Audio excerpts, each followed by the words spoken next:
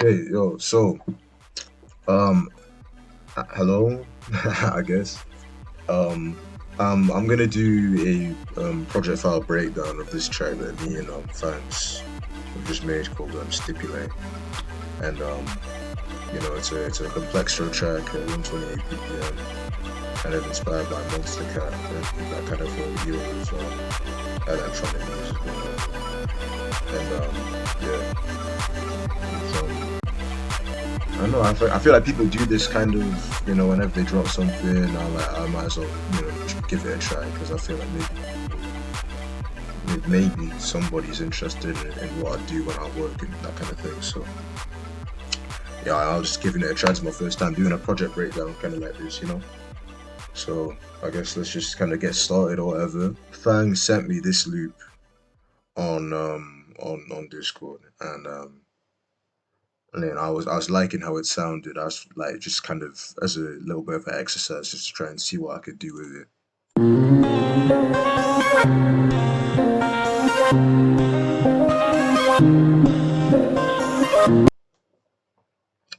So on and so forth. Just kind of, I think he sampled his voice and he kind of did some pitching and some chopping to it or whatever. You know what I'm saying? So yeah, I tried a bunch of different things. Maybe like I kind of brainstormed like maybe like three or four ideas in maybe like a 20-minute time span. I wasn't fucking with any of them. But then eventually I kind of got to kind of this point where I started putting a bunch of different effects onto the original sound. So I've got all this fucking. Actually, let me even just start from the beginning. Yeah, so I got OTT,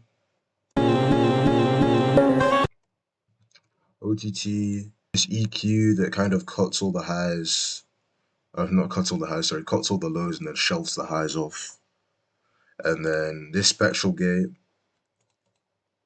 just a gate plugin that applies to on a spectral level using certain um certain like FFT algorithms and that. It's a very good plugin. I actually recommend it a lot. A little bit of saturation there.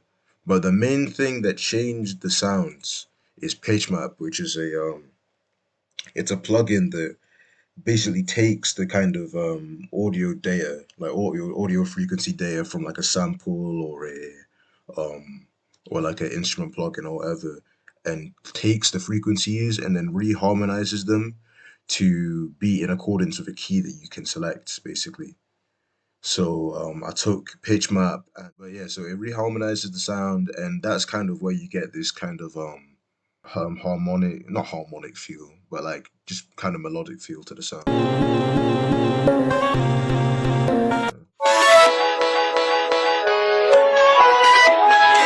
That's basically like the meat of the sounds.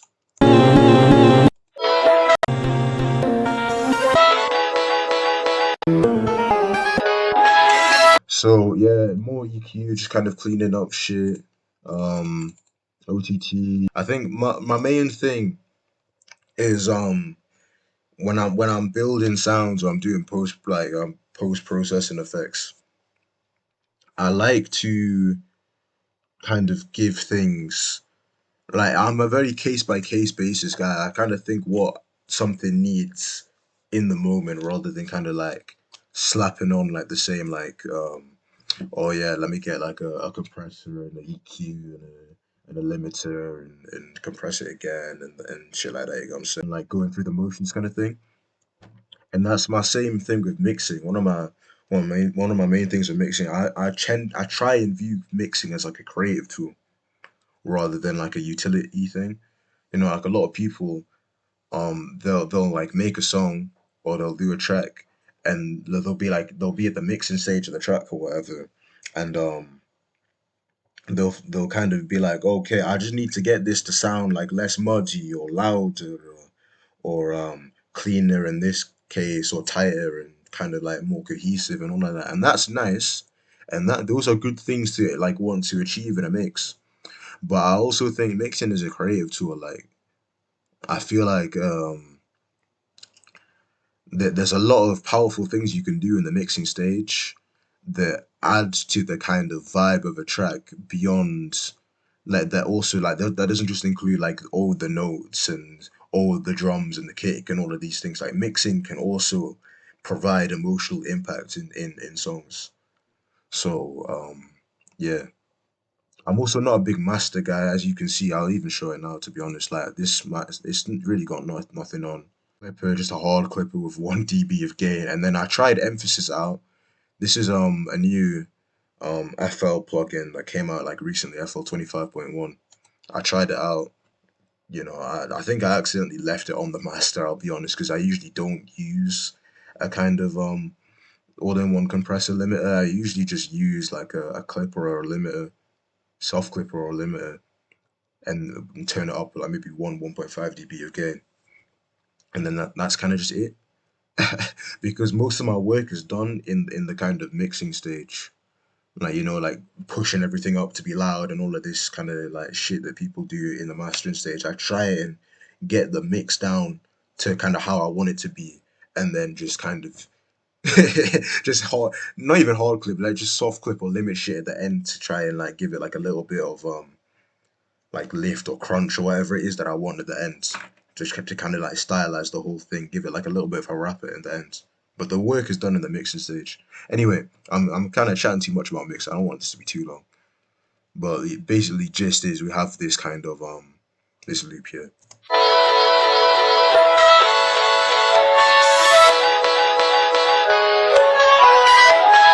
Then next thing I guess is this kind of I made this little patch in Serum 2. Um, it's basically it's like a glorified Super Saw patch, basically with a few different kinds of saws, and I changed the fine tune of these three oscillators around a little bit to give it a bit of give it a little bit of character. There's not really a lot going on in this patch, to be honest. It's just kind of three saw waves. Side of the post processing, there's a bit of OTT, just a little bit of EQ, I'm saying. Um, Low shelf, and a little bit of a notch filter here because I didn't really like how some of these frequencies here around about 2K were resonating. Soft shelf, to be honest, like this kind of is a bit of a soft shelf. I'm not. I used to be a very big guy of like just cutting every possible bit of low end that wasn't bass or kick or like related to the sub or anything like that. I just got rid of it. I was really like religiously cutting shit out, but I think more recently I've been more moderate with it. Been really kind of opting for shells more recently because I think it like the kind of the characteristics in like the more bassy regions of sound still add to the character of the sound. You don't want to just get rid of it all. You don't want to like get rid of the whole personality of the thing. You know what I'm saying? So I've been doing that a bit more. This pattern sounds like this.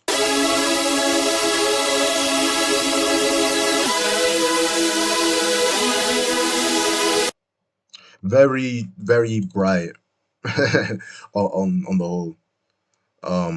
Yeah, just very bright, really bright sounds. I had it just as a full pattern in the track, but then I realized as the kind of whole thing was building and this has got a bit of a rhythm going to it, I eventually I kind of envisioned like a kind of electro house kind of complextro kind of like monster cat thing. So I kind of started varying the rhythms at which the melodies be playing around, and I kind of settled on this kind of like staccato pattern, I guess, like kind of um a bit bouncy, you know what I'm saying? So I ended up on this.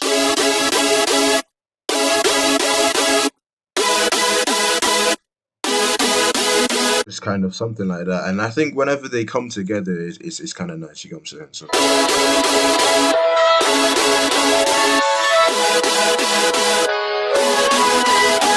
eventually, what ended up happening was I kind of got a little bit disillusioned with kind of how the different shit was clashing together, like melodically.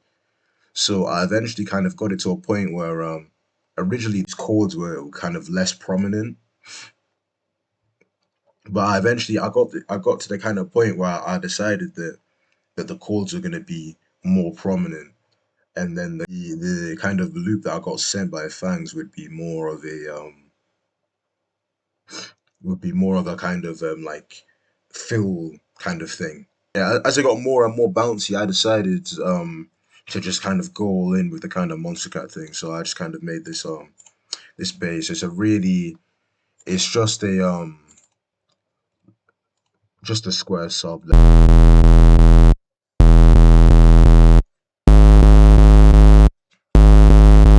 So now we have this kind of growl.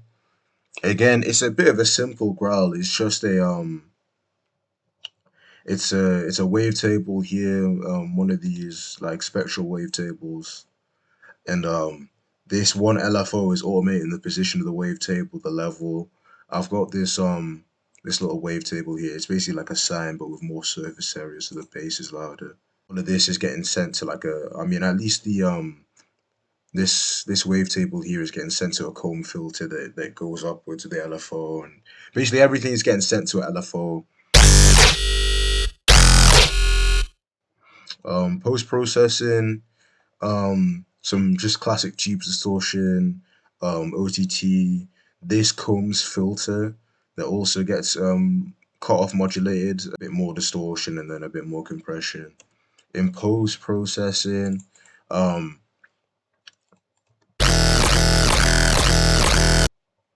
kind of does a lot of heavy work, I'd say. More OTT, slight amount of saturation, not too much, and then just this limiter here to just kind of keep everything at least a little bit under control. It adds like a lot of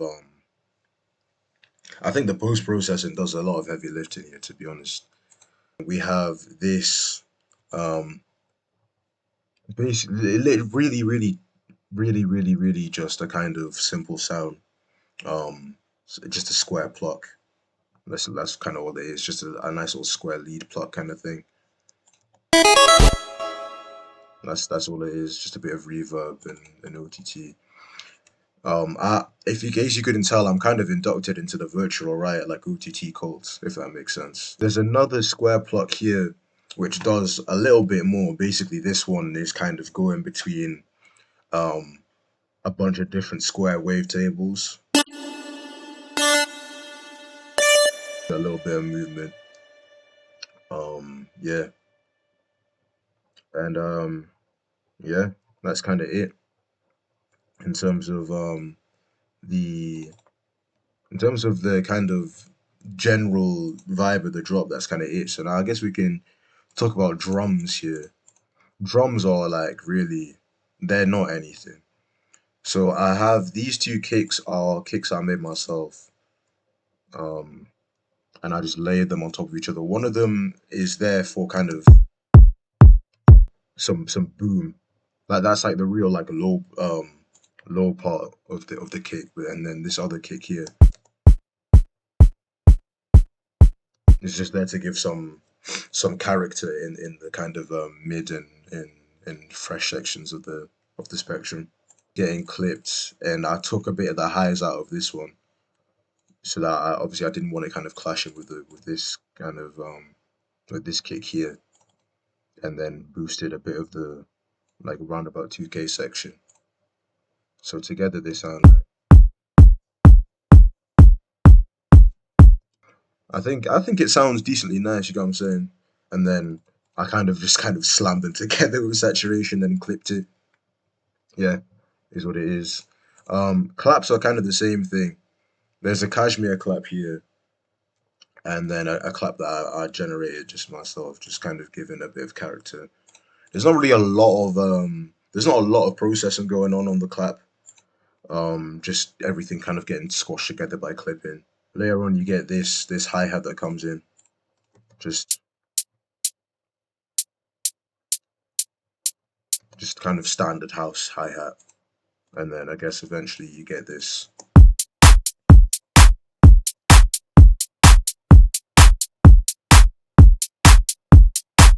You know, just normal kind of electro house shit, and that's kind of the meat of the whole thing. I guess we can play it all in one go now.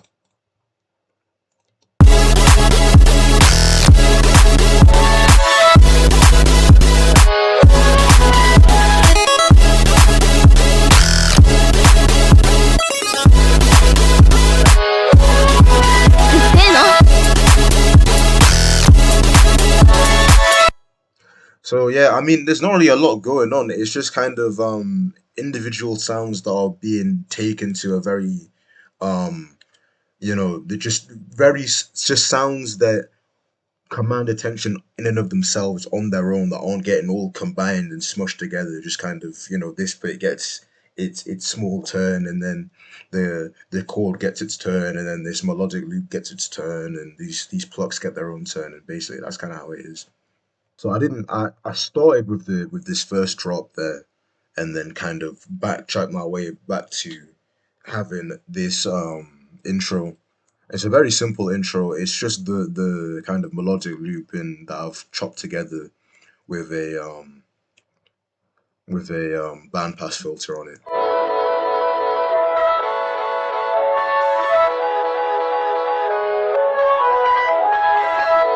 So it's slightly more subdued than it is whenever it's playing later on the track and shit like that. This kind of OTT, the OTT that I put on the loop is originally not as strong as it is later on in the track. So it kind of slowly building the architecture of the actual of what shit's gonna sound like later on. There's this little like this spray beat here. Not really a lot going on with that, to be honest. Just a bit of distortion. Um, Another band pass. This is the like one of the stop band pass sets, and just a like little bit of compression, like just really soft, really like kind of softeny compression to kind of get it a little bit low-fi.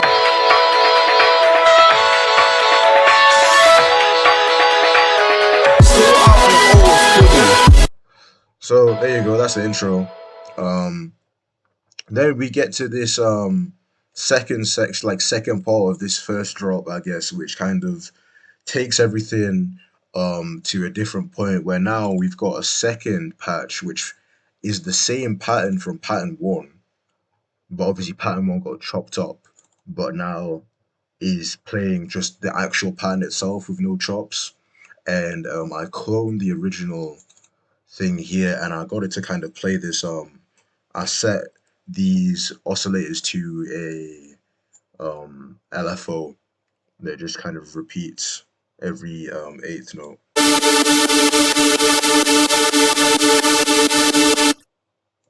Basically, it's the same patch. That's the only change. It's the same patch.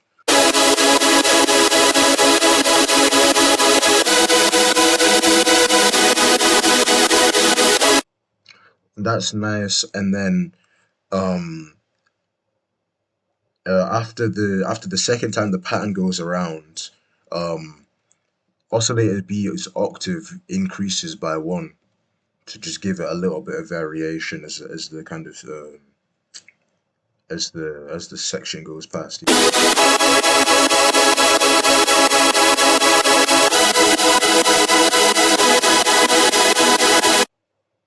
Which is nice. Nothing else really changes. The bass pattern still here is the same, and there's slightly more flourishes on the hi hats, and the loop kind of comes in at like moments, at the end of each phrase, basically.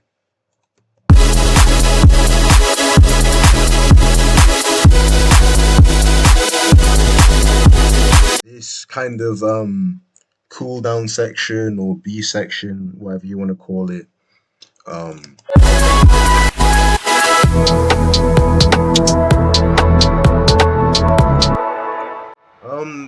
I guess there's a few things to say on this. I think let's talk about the drums first this time instead of the melodic components. Kind of simple-ish drums. So, just this is like a jungle kick and a kick with a bit of high end. Kind of the same philosophy from the main drop, the A section, but with less kind of in your face kicks. Kind of loosely two-step garage inspired, but like not fully syncopated, if that makes sense. It's still very much on grids. Yeah, not really a lot to say. This rim here, it's the same rim, but one of them is pitched an octave downwards from the original one, just to give it a bit of character. Not really a lot to say here. It's like loosely two-step garage inspired drums. And as this B section goes along, the hi-hats drop out and eventually the rim shot drops out and it's just the kick.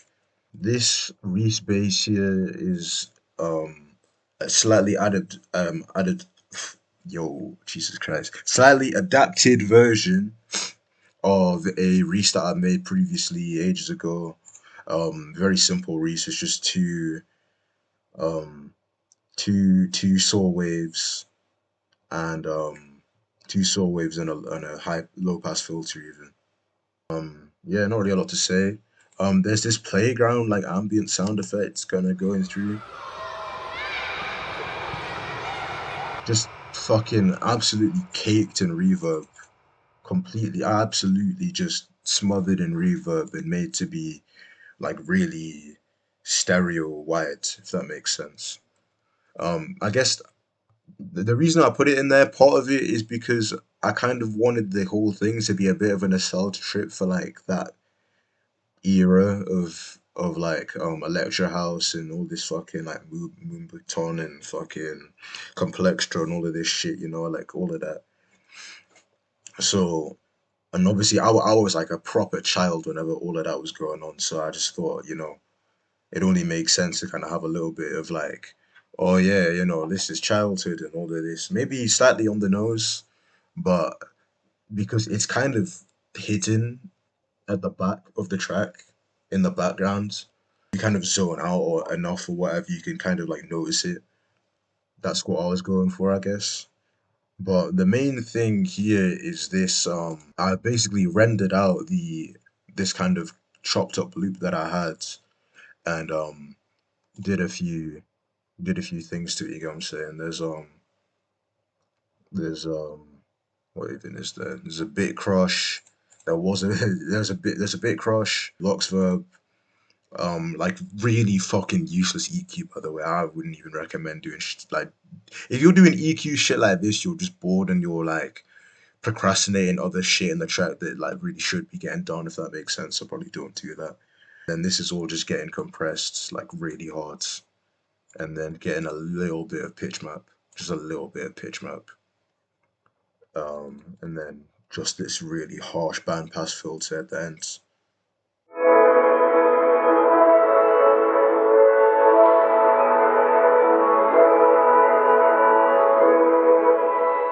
Like this is all going through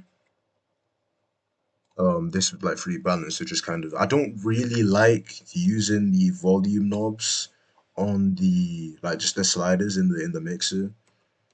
I kind of control shit with the kind of inbuilt, these volume knobs here and these ones here in the channel rack, I guess. I don't really know why. I think I don't know. Don't really have a reason for it. If you use the volume sliders, keep going, bro. Basically. Um yeah, not really a lot to say on this. I think more it's just kind of for like a little bit of like emotional impact, I guess. You know. Like, oh yeah, look at this time that we're never gonna be able to return to. You know what I'm saying?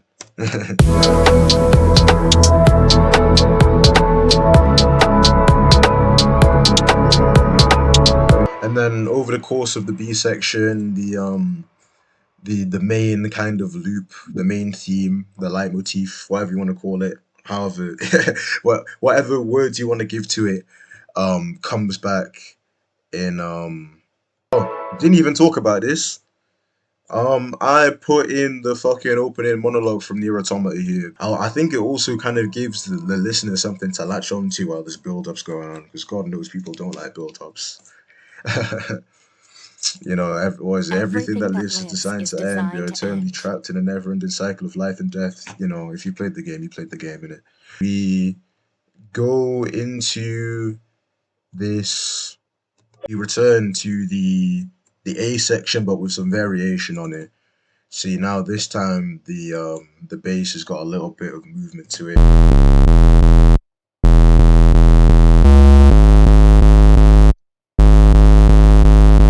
Just some nice little bits of variation. Some of the fills change around and all of this kind of stuff. Just ways to vary it. Got this shark's bass, like reversed crash cymbal to give a little bit of yeah, same shit. I guess another thing that changes from the first A section to this A section is the hi-hats come in from the very beginning instead of it just being kick clap kick clap. Another thing that changes, I guess, the bass follows the pattern of the one of the square leads. Just kind of small, like it's obviously noticeable, but it's not like a whole completely different part, obviously, because there's this kind of main motif going on with the fucking chords and this melodic loop again. And then you get to this bit. So, just a little fill. Kind of go into this like hi-hat pattern. Not really a lot to say. There's not really a lot to say here. I don't know. Like the shit just kind of goes into a different section. Another shark's bass. I guess I can show like there's a little bit of pitch up on these basses here. Scooped out some of the low mids because I just felt like they weren't necessary. And this is all getting routed to this compression and EQ. I guess one thing you could talk about is the ratio here. A lot of these sounds are already very heavily compressed and processed to begin with, apart from my little growl. But obviously this growl is getting a decent amount more attention in terms of post-processing effects compared to these one shots here. This bass one shot here kind of gets put into the same pattern as the chords. And then the final section, the second half of the final A section, same shit once again, but now this time we have this little arpeggio.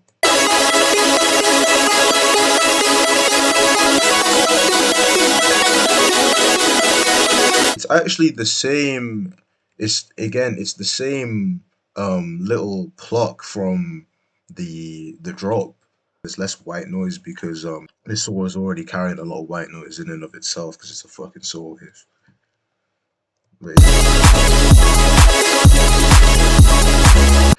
These this ride cymbal comes in, whole flourish here of just like some hi-hats to go into the like the next phrase or whatever. This is supposed to kind of like lead into the kick. Just to kind of give that kick more importance as the first kick of the next phrase, if that makes sense, just kind of shit like that. That also adds a bit of variation because that wasn't in the first time you seen the section, that wasn't in it. And then, same shit going on, and then you get to this section.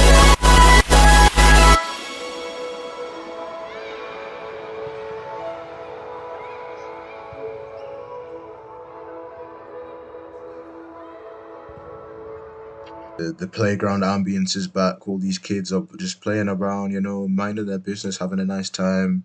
And this fucking this consolidated loop here is back. The reverb decay gets automated at the end.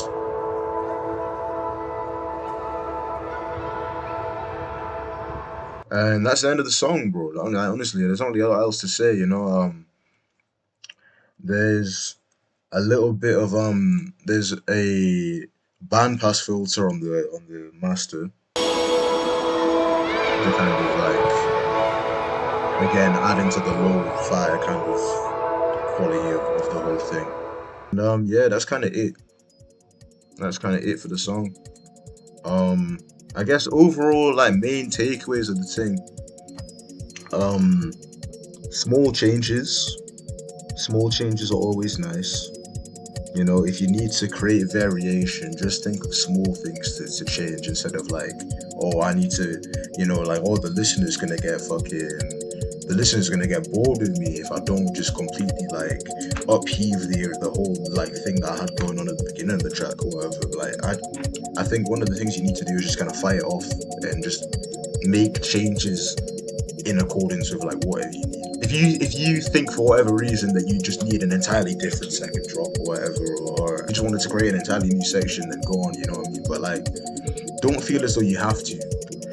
I guess second thing, mix as you go. I think mixing as you go is actually really important for workflow reasons. Even way early back when I was like ages young, like really just, I was like fucking 14 or whatever, 15. Like I would be like, well, I'd be making a track and I'd be fucking about with the leveling and the EQ and all of this kind of shit, like as it was going along. That part of the workflow allowed me to explore ideas kind of quickly, because like it sounds, I would rather like having a bunch of raw sounds put together is nice if you're just dumping ideas down, but I think it's better for workflow and just finishing shit in general if you kind of have something that sounds like 65 to 80% of how you intend it to sound like as a finished product, a kind of subsection of this point. Don't feel as though you need to do like intro, you know, like intro A section beats. Like, don't think as though you need to do everything in order. It fucks up your kind of like getting reps in, you know. Like if you struggle, let's say you probably finish maybe like 30% of the FOPs that you have or whatever, and so that's like 70%. Like you're barely even working on like the mixing stage if you're doing it at the end. Last thing is just enjoying the process. I don't know, I feel like one thing that gets into people's heads, and sometimes it gets into my head as well, is that like, you know, this is art. Like music is an art form, and because of its artistic nature, what you kind of want to do is be like, oh yeah, I want this to be really good, which is good. Like that's a good thing. You want to make something that's to the best of your ability. That's a good thing. But then you also kind of get into your head sometimes, maybe you kind of make fake standards for yourself, and it's like, oh yeah, if this isn't up to a certain caliber, then just like kind of shelve it, get rid of it, and move on to the next thing. And it's, you know, if you have standards that are that high for yourself, it's not going to be often that you reach them, or even sometimes never. You might never reach the standards that you made for yourself, and then that can just kind of take the kind of enjoyment out of creating. Niggas want to like get paid off that art and all of that, you know what I'm saying? But like, you need to kind of keep it in a kind of hobby way. You don't want to kind of make it into a thing of like, oh, I'm working on this all the time and it's kind of turning into a job that you don't like. No, I think that's a horrible way of going about it. Just kind of enjoy making things because you like making things, and like maybe, you know, that should be your priority. Niggas is trying to get paid, obviously, but if that's kind of the main thing that's on your mind, I think just having fun ideas will suffer as a result. So yeah, that's what I'd say. But you know, there you go. That's my fucking project file. So fuck